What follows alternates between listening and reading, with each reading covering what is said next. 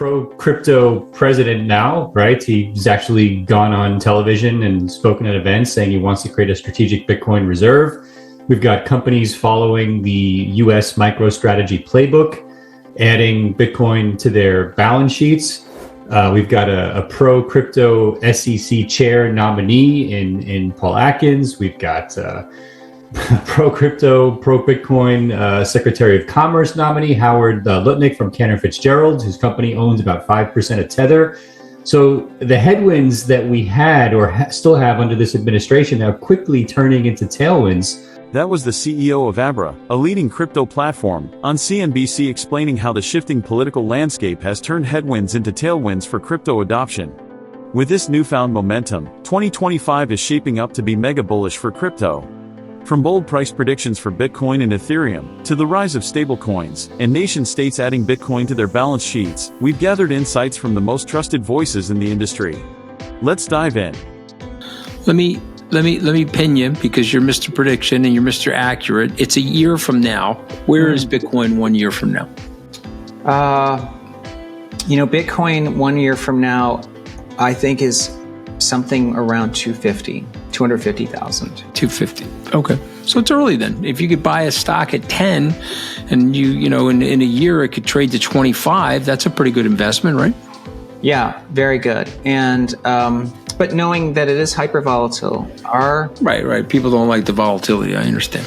Yeah. Mark Newton, our technician, thinks that the cycle of Bitcoin turns a little bit down early next year. So maybe Bitcoin gets to the 60s, 60s before 250. Yeah, I can see that. Tom Lee's prediction of Bitcoin hitting $250,000 by 2025 highlights the incredible growth potential of the asset. But as he pointed out, it's not all smooth sailing. Bitcoin may first drop to the 60K range before reaching those heights, showcasing the kind of volatility we've come to expect from crypto. Other experts take a more data-driven approach to Bitcoin's potential. For instance, Peter Chung, head of research at the quantitative trading firm Presto, uses metrics like the MVRV ratio to back his forecasts. In fact, we published our 2025 Outlook piece recently where we talk about some price targets for Bitcoin and a few other major cryptocurrencies. With the BTC, our target is 210,000. Excuse me? 210,000? Yes. Whoa. Okay. Well, it's not that crazy. I mean, it's about 100% increase from where we are, and Bitcoin has done crazier things in the past. Yeah, that's true. So then the key question is how? Why? Well, there are a few things going on. We arrive at our target price using what's called MVRV ratio. MV stands for market value. RV stands for the realized value. Realized value is a value of a Bitcoin blockchain based on the most recent on-chain transaction price. So it's sort of similar to price to book multiples in equity. Okay. And then we calculate we estimate the realized value for Bitcoin for next year and apply 3.5 times the multiples based on historical range. Yeah. The MVRV ratio compares Bitcoin's market value to the price people actually paid for it. A high ratio means it could be overpriced, while a low ratio suggests it might be undervalued. By applying a 3.5x multiple to the realized value, a historically reliable range, they arrive at the 210,000 price prediction. Now, let's not forget about Bitcoin's little brother, Ethereum, which is also expected to have a stellar year in 2025. With its growing dominance in decentralized finance and the potential for even greater adoption, let's take a look at what the experts are predicting for Ethereum's future. We're looking at Ethereum to trade up to $7,000. I think it may take an eye towards $10,000. My view on ETH is it has both actual momentum and sort of catch-up momentum built into it, which you're starting to see over the last few weeks.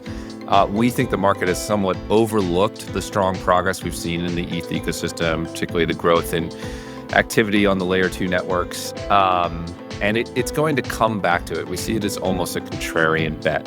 I think if ETH's narrative turns around and people look at the sort of massive growth of transaction activity on things like Base, or they look at what's going on at Starknet and other layer 2s, and they get excited about this space and the growth, I think it could have a gravitational pull to $10,000. I don't know what Ryan thinks about that. At $10,000, I imagine there'll be a lot of long-term ETH holders who would be willing to sell, and that would be significant behavioral overhead.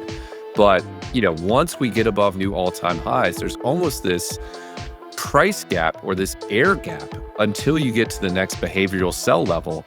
And for ETH, that's $10,000. So I do think that is like a gravitational pull that we could see if we get a momentum above previous all-time highs and then good narrative. I could easily see it running up to 10 grand and then sitting there for a bit. On the Bankless show, Bitwise's CIO Matt Hogan predicts Ethereum could reach $7,000, calling it a conservative estimate.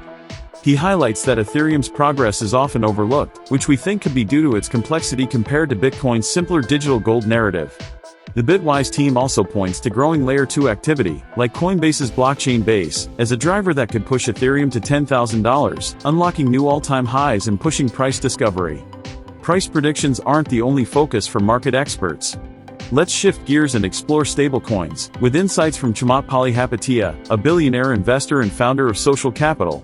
I think the biggest business winner of 2025 are going to be dollar-denominated stablecoins. Ooh. I'll make 2 points. In 2024, 2 critical things happened. The first is that stablecoins essentially became uncoupled from crypto volatility, and it started to be used for wholesale useful functions in running businesses. And there's an image here that starts to show that. So independent of crypto volatility, what you saw were stablecoin usage just rising up and to the right. That's an incredibly important decoupling that happened in 2024. I would say that the big trend in 25 is stablecoin usage. I think we're going to finally attack the duopoly of Visa and Mastercard. I think you're going to see an innumerable number of use cases that sit and use stablecoin rails. Jeremy Allaire, I mentioned, by the way, that I had this small little product that I exposed to the world, which is just our research, and we sit it on top of Substack. Again, the tools aren't very good, and we use Stripe. And Jeremy reached out to me and he's like, I'll just rebuild all of your payment rails on using US dollar stablecoins. And it's a no-brainer because I'm spending hundreds of thousands of dollars in transaction costs that now I can just save and use to hire somebody else or just pay the team more. And so I just think, like, paying 10% to Substack and the 3%, if it's obvious for me, it's obvious for everybody else. Chamath highlights several key points about stablecoins, starting with how their usage has decoupled from trading, signaling increased adoption by businesses. He explains how stablecoins challenge Visa and Mastercard's 2 to 3% transaction fees with near zero costs. We should note that beyond cost savings, stablecoins eliminate intermediaries like banks, operate 24/7, and offer instant settlement. Drawing from personal experience, Chamath shares how USDC CEO Jeremy Allaire saved his company hundreds of thousands by switching from Stripe to USDC, showcasing the real-world benefits of stablecoins. Beyond stablecoins, another game-changing idea is the potential for Bitcoin to become a strategic reserve asset. Here's Bitwise CIO Matt Hogan on what that could mean for Bitcoin's price. In terms of potential catalysts, Matt, I got to ask you about Trump and his support for this idea of a Bitcoin strategic reserve, Matt. What do you make of that? What do you think the odds are that actually happens? If it did happen, what would it mean for the price? Yeah, I'll answer that last one first. If we do get a Bitcoin strategic reserve where the government is buying Bitcoin, and there's a bill from Senator Lummis that had the government buy 1 million Bitcoin, $200,000 Bitcoin is going to be looking quaint. You're going to be looking at $300,000, $400,000, $500,000 Bitcoin. It's just too big a story because governments all around the world would have to do it. When this initial idea was floated, I was somewhat skeptical of it, but over the months, it hasn't gone away.